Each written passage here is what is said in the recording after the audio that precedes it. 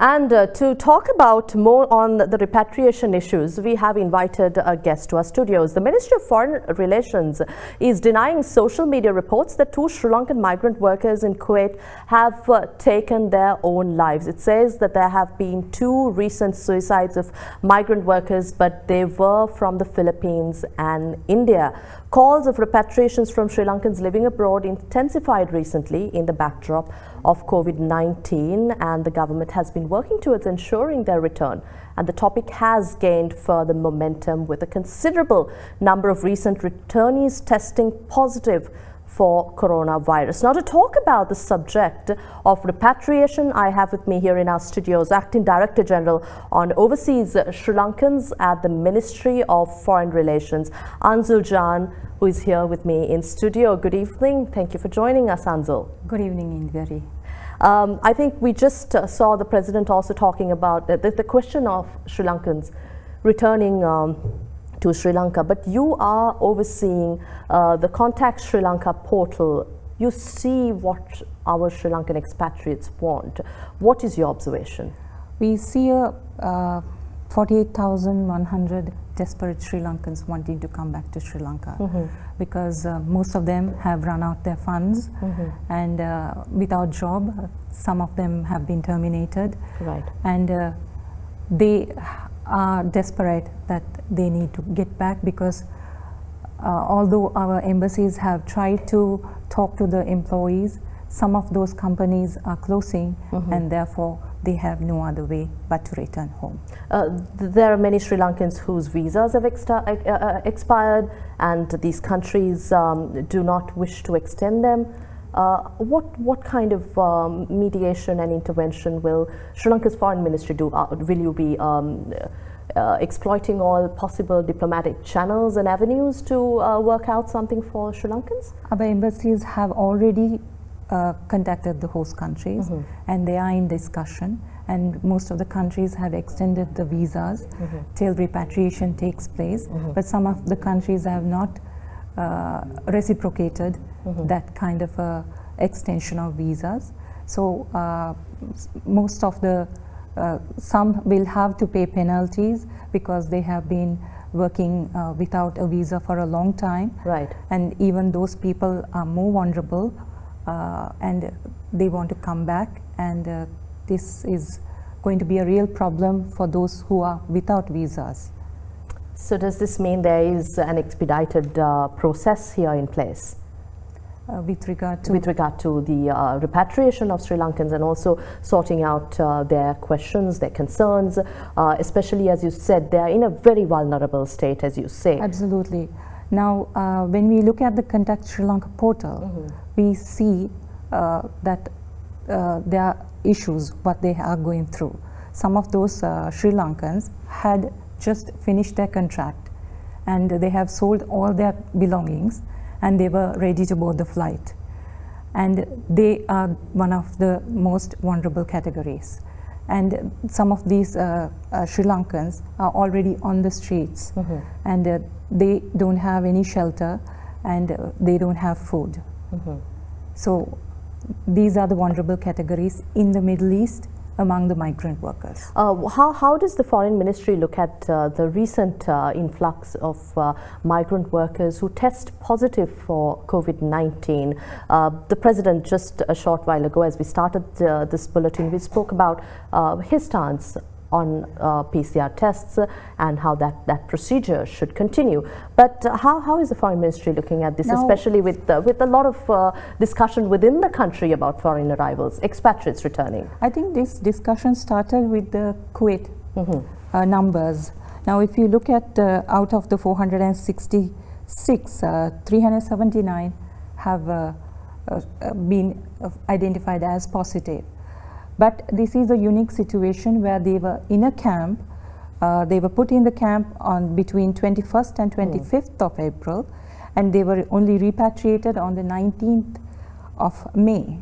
So it's almost 1 month.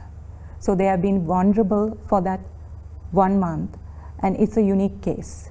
And we should not look at it as the yardstick to measure everyone who are outside.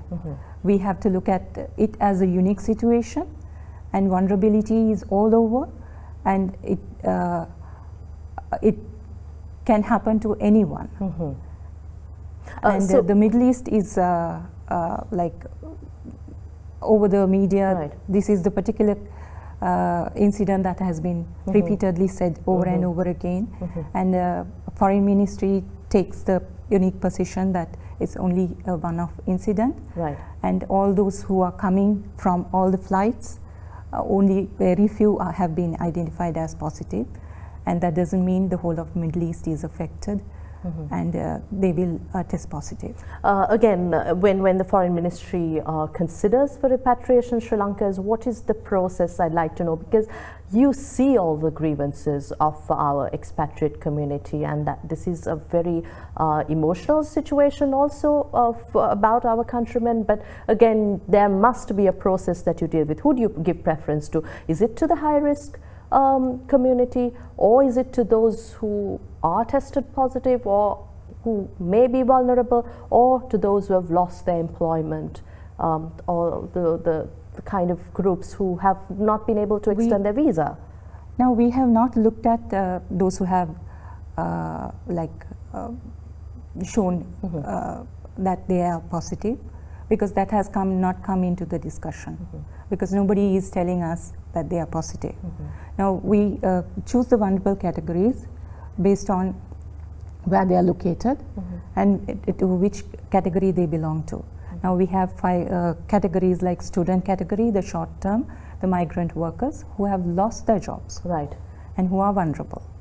And when we say migrant workers, it need not be in the Middle East itself. It can be faraway place, as in Turks and Caicos, to Fiji, to Papua New Guinea. Right. So all those Sri Lankans who are outside working are considered as migrant workers.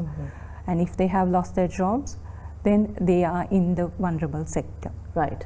And will there be a proactive measure again once, this is a post-COVID question. Obviously, our Sri Lankans, they account for most of our foreign revenue, especially from the Middle East, the expatriate community, the workers' remittances. So we need that coming in too, post-COVID, regardless of what the situation is going to be. But what are we looking at? Will the Foreign Ministry mediate in finding them a safer and more easier way to return back to where they have been employed? You have to look at this in the background of what the countries will be doing after post-COVID, because each country will take measures as to protect their economy and how to go about. They will have their own plans. Then our ambassadors will have to negotiate with those countries whether it's going to be a quota system or whether it's as business as usual, that anybody can go and get a job when there is an offer. So ambassadors will be working hard on finding avenues and opportunities for our Sri Lankans abroad, keeping in mind that there will be other developments in the same front where jobs are concerned, because there will be a competition. There will be a lot of people who had gone back from Philippines to India to Pakistan to all the other countries. They will be vying for all these jobs, and we will have to take special care to ensure that these opportunities are also got for these Sri Lankans. So are we sending a message of reassurance to our Sri Lankans outside that their requests will be considered in due time? Yes, the Foreign Ministry from the inception has been working towards some form of a repatriation.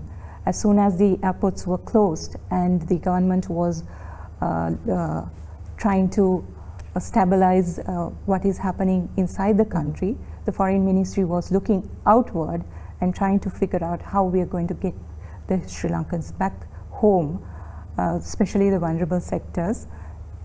That's the very reason we put out the Contact Sri Lanka portal just 1 week after the airport was closed. So we had a idea as to where are these Sri Lankans spread and what are their issues and how best we can help them. Right. Thank you very much, Anzul, for joining us and for discussing and for taking up the issue of overseas Sri Lankans. Anzul Jhan, Acting Director General for Overseas Sri Lankans of the Ministry of Foreign Affairs. She's also in charge of the Contact Sri Lanka portal set up by the Foreign Ministry for Sri Lankans living overseas to get in touch with Sri Lankan missions as well as the Foreign Ministry.